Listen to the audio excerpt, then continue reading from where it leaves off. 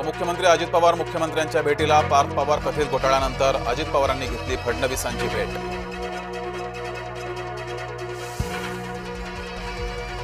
मतचोरीनं सत्तेत आलेल्यांनी जमीन चोरी केली, राहुल गांधी यांचा अजित पवार यांच्यावर हल्लाबोल।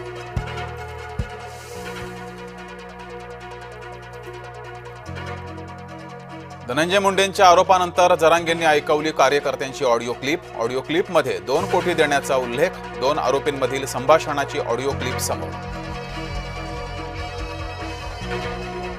धनंजय मुंडेंनी माझ्या हत्येची सुपारी दिली, मनोज जरांगे यांचा धनंजय मुंडे यांच्यावर गंभीर आरोप। अजित पवार धनंजय मुंडेंच्या कारनाम्यांकडे लक्ष द्या, जरांगे यांचं उपमुख्यमंत्र्यांकडे साकडं।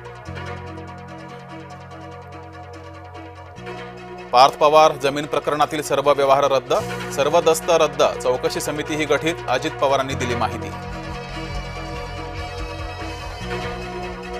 सरकारी जमिनीचा व्यवहार होऊ शकत नाही, व्यवहार कुणी केला, कसा केला हे समितीच्या अहवालात समोर येईल, उपमुख्यमंत्री अजित पवारांचं स्पष्टीकरण। मनोज जरांगेंची नार्को टेस्ट करा, ओबीसी नेते नवनाथ वाघमारे यांची प्रतिक्रिया। धनंजय मुंडे यांनी जरांगे यांचे आरोप फेटाळले, जरांगेंच्या बाबत कसलाही आकस नाही, राष्ट्रवादीचे आमदार धनंजय मुंडे यांचं वक्तव्य। जरांगेंना Z+ सुरक्षा हवी आहे, जरांगेंच्या डोक्यावर परिणाम झालाय, ओबीसी नेत्यांचा जरांगेंवर हल्लाबोल। राष्ट्रीय गीत वंदे मातरमचा नागरी सन्मान, पंतप्रधान मोदींच्या हस्ते नाणं आणि टपाल तिकिटाचं वितरण।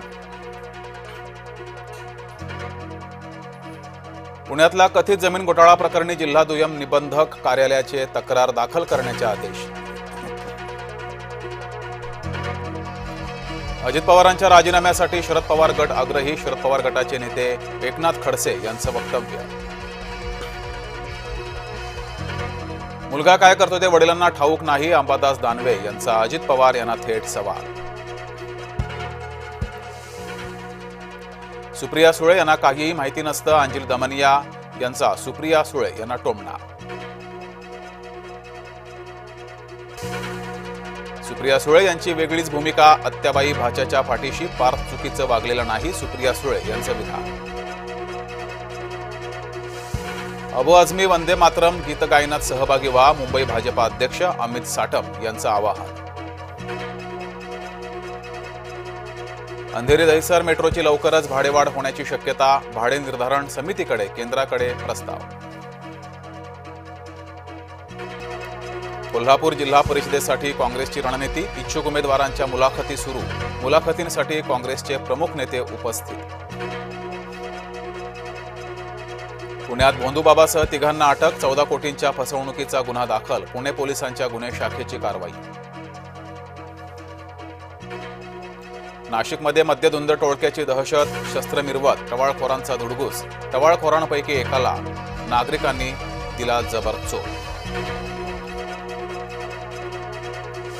ऑनलाईन गेमिंगमधून 84 कोटींची फसवणूक, नवी मुंबई पोलिसांकडून रॅकेटचा पर्दाफाश, फसवणुकीसाठी देशभरातील विविध बँकांची 886 खात्यांचा केला वापर। मालेगावातल्या उर्दू शाळांची वंदे मातरम गीत गायनाकडे पाठ, शासनाचा आदेश असताना देखील उर्दू शाळांनी वाढवली सुट्टी।